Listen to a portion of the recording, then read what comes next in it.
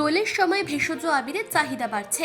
ফুল থেকে আবির বহুদিন ধরেই উৎপাদন হয় পুরুলিয়া জেলায়। এবার পালং শাক, বিট, গাজর এবং কাঁচা হলুদ দিয়ে ভেষজ আবির তৈরি করলেন পুরুলিয়া শহরের দুলমি নড়িহা এলাকার কয়েকজন গৃহবধূরা।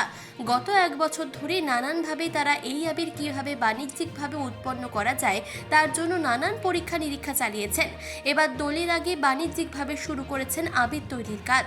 50 গ্রাম এবং 100 গ্রামের প্যাকেট করে বিক্রি হচ্ছে এই বিশেষ আবির। দাম রাখা হয়েছে 10 টাকা ও 20 টাকা। লাভের মুখও দেখছেন তারা। মহিলারা বললেন, সম্পূর্ণ ভেষজ উপায়ে তৈরি হচ্ছে এই আবির।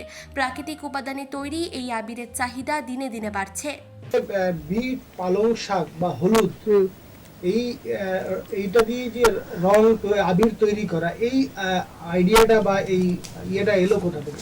এইটা একটা আমার কাকু আছে, নাম বলে দেবো, এই অপু কাকু আমাদেরকে এইটা প্রসেসটা দিয়েছে, কম্পিউটার থেকে দেখিল আর দেখিনি, ঘরে এসে নিয়ে আমরা এটা তৈরি করলি। কেমন বাজার, কেমন বাজার এখন ঠিকই চলছে। বিক্রি ভালো হচ্ছে? হ্যাঁ, বিক্রি ভালো হচ্ছে। কেউ তো বলে নাই কি খারাপ হয়েছে, সবাই বলছে ভালো আছে, বিক্রি হচ্ছে। হ্যাঁ ভালো আছে বিক্রি। মানুষের রিপোর্ট, চেতনা বার্তা। জেগে থাকে, জাগিয়ে রাখে।